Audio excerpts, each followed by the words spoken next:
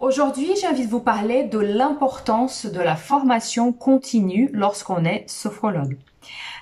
Pourquoi est-ce que j'ai eu envie de ramener cette discussion ici?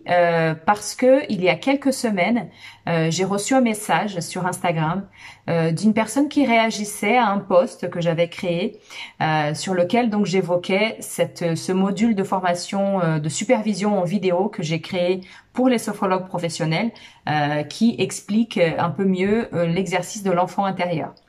Cette personne me disait donc dans son message qu'elle avait déjà payé plus de 3000 € pour devenir sophrologue et que s'il fallait continuer de payer d'autres formations par-ci par-là, elle se demandait si sa formation initiale n'était donc pas une arnaque. Alors, cette vidéo n'a pas pour but de répondre à cette personne en particulier. Évidemment, j'ai déjà fait. Mais je pense qu'elle est loin d'être la seule à voir la formation continue quand on est sophrologue comme une dépense d'argent inutile et non pas comme le vrai investissement qu'elle est. Donc, c'est pour ça que j'ai eu envie de ramener cette discussion ici. Nous vivons dans un pays où l'importance de la formation continue tout au long de sa vie professionnelle n'est pas discutable. En tant que salarié et aussi en tant que profession libérale, nous cotisons tous les mois pour avoir droit à des formations.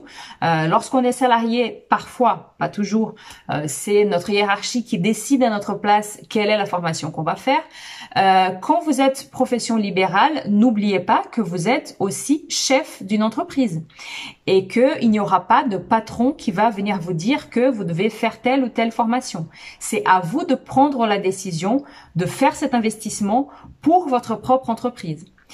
Il s'agit donc d'un investissement. Il ne s'agit pas d'argent jeté par les fenêtres. Toutes les entreprises, si elles souhaitent perdurer dans le temps, et je sais que c'est dur à entendre pour certains sophrologues, mais vous êtes une entreprise, vous êtes un chef d'entreprise, vous avez une activité à faire perdurer dans le temps si vous comptez rester sophrologue encore 5 ans, 10 ans, 15 ans. Et toutes les entreprises, donc comme je disais, doivent à un moment donné investir de l'argent pour renouveler leur matériel, pour grandir, pour embaucher de nouvelles personnes, etc. Vous êtes le seul matériel de votre entreprise, donc c'est tout à fait normal que vous puissiez à un moment donné investir pour améliorer vos propres compétences et pour continuer de développer votre activité. En tout cas, c'est une illusion de penser que seule la formation initiale pour devenir sophrologue sera suffisante, quelle que soit la durée de votre formation, que ce soit une formation en 6 mois, en 1 an, en 5 ans. Alors, je suis pas en train de dire que c'est la même chose, de se former en 6 mois ou en 5 ans, mais quelle que soit la durée de votre formation, il est assez improbable que cette formation initiale suffise pour le restant de votre vie professionnelle. Pourquoi est-ce qu'elle ne suffit pas? Ça n'a aucun rapport avec la qualité de votre formation, ça a plutôt un rapport avec le fait que vous allez évoluer. Vos propres besoins vont peut-être changer. Peut-être qu'il y a un public qui ne vous parle pas aujourd'hui et dans 2 ans, vous allez commencer à être intéressé parce que vous allez de plus en plus entendre parler. Par exemple, il y a 2 sujets dont on parle beaucoup en ce moment et dont on parlait pas spécialement lorsque j'ai été formée sophrologue. Ce sont les enfants atypiques, donc tous les enfants qui souffrent de troubles de l'attention, etc., tous les 10, etc. Et dans la sphère féminine, l'endométriose, par exemple. Ça, c'est des choses, j'avais vaguement entendu parler de ça il y a une dizaine d'années lorsque je me suis formée. Aujourd'hui, clairement, si j'avais envie d'aller vers ces publics-là, il faudrait que je me forme, puisque ce sont des publics spécifiques. Ça ne s'improvise pas, l'accompagnement avec une femme qui souffre d'endométriose. Ça ne s'improvise pas, l'accompagnement avec un enfant qui souffre de troubles de l'attention, par exemple. Donc, ce sont si on a envie d'aller vers ces publics là ou si ces publics-là viennent vers nous très souvent, ce n'est pas du tout inutile de faire une formation complémentaire pour bien comprendre les spécificités de ces publics-là. Donc déjà, il y a ça. Peut-être que vos propres besoins et vos propres envies, vos propres centres d'intérêt vont évoluer avec le temps. Peut-être aussi que c'est votre environnement qui va évoluer. Vous êtes installé aujourd'hui dans une ville, dans un quartier, Et ben, ça se trouve, dans 1 an, dans 2 ans, il y a un centre de fertilité qui va ouvrir juste à côté de votre cabinet et vous allez commencer à recevoir pas mal de demandes de la part de personnes qui sont dans un parcours de procréation médicalement assistée, par exemple. Ou il y a un nouveau lycée qui va débarquer et vous allez voir débarquer plein d'adolescents. Ou il y a une maison de retraite qui va ouvrir et vous allez être contacté par cette maison de retraite pour aller faire des séances pour des personnes âgées. Et donc, le fait de faire des formations complémentaires va aussi vous permettre d'être à la hauteur et si ça vous intéresse, évidemment, vous n'êtes absolument pas obligé de vous intéresser à tous les publics, mais ça va vous permettre de rester à la hauteur des besoins aussi de votre environnement. La formation continue nous permet aussi de stimuler notre créativité, de rencontrer de nouvelles personnes, de sortir de l'isolement qui est si typique lorsque nous sommes sophrologues. Ça permet de proposer des nouvelles façons d'exercer notre métier, de sortir un peu de certaines habitudes qu'on peut avoir. Les habitudes, c'est bien, mais lorsqu'on a l'impression de faire toujours la même chose et de répéter un peu toujours les mêmes mots, ça peut être intéressant d'aller voir autre chose, d'aller voir comment travaillent d'autres sophrologues, d'aller renouveler un petit peu son répertoire pour sortir un petit peu d'un exercice qui serait un petit peu lassant. Vous avez eu la chance de choisir votre métier. Hein. Vous n'êtes pas devenu sophrologue parce que par pression familiale, par exemple. Hein, ça n'existe pas. Donc, vous avez eu le choix. Vous avez à un moment donné eu la flamme. Vous avez eu voilà cette envie, ce métier qui était pour vous une passion. Et j'espère que ça l'est encore.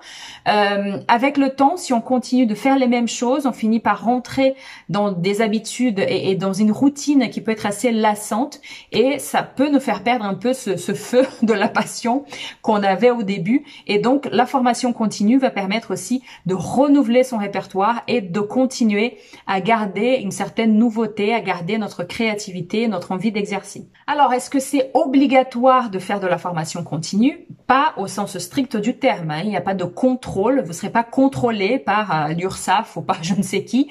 Est-ce que vous avez dépensé votre budget formation de cette année? Donc, au sens strict du terme, c'est pas obligatoire.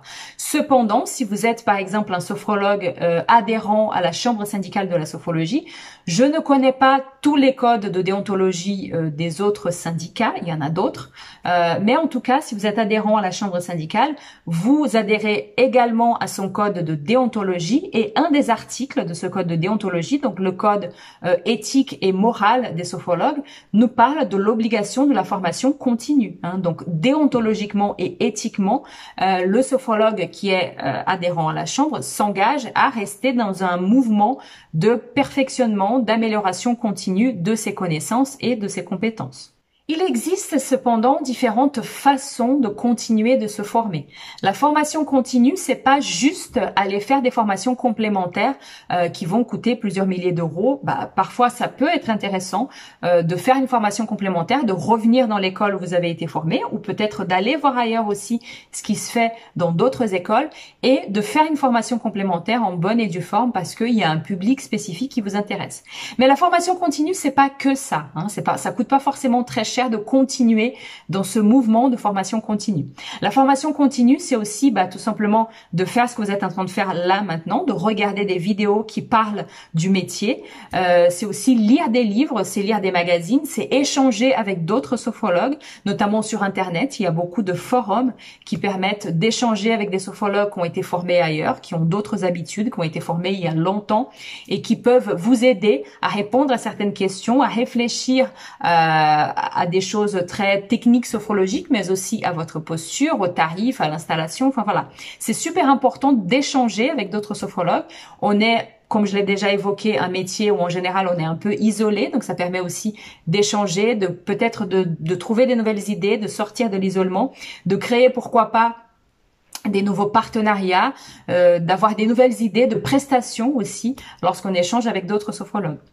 Ça peut être aussi se former à des choses qui sont un petit peu annexes, qui ne sont pas de la sophrologie à proprement parler, comme par exemple la communication. Aujourd'hui, et j'ai déjà évoqué ça un petit peu dans ma vidéo lorsque j'ai évoqué comment faire pour avoir des clients. Aujourd'hui, ça semble indispensable d'avoir un site internet, de connaître un minimum, d'être un minimum présent sur les réseaux sociaux. sociaux. Et il y a une façon de faire, il y a une façon, voilà, d'appréhender les réseaux sociaux. Ça peut être aussi intéressant, soit de se payer une vraie formation en communication digitale, soit en regardant des vidéos sur YouTube, par exemple, sur comment communiquer, comment gérer les réseaux sociaux. Ça aussi, c'est d'une certaine façon de la formation continue qui va assurer la pérennité de votre métier, la pérennité de votre activité. Donc, ça reste de la formation continue et ça coûte 0 €. La supervision peut être aussi une façon de rester dans ce mouvement positif d'avoir des nouvelles compétences. La supervision, c'est quoi?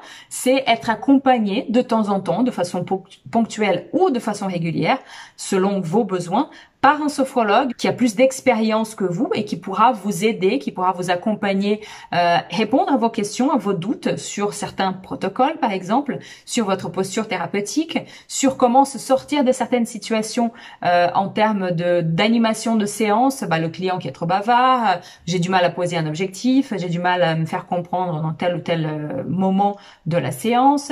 Est-ce que j'ai envie de revoir un petit peu tel exercice parce que c'est pas très clair pour moi, comment est-ce que je peux l'utiliser, celui-ci j'hésite à l'utiliser parce que je ne suis pas sûre de l'avoir bien compris.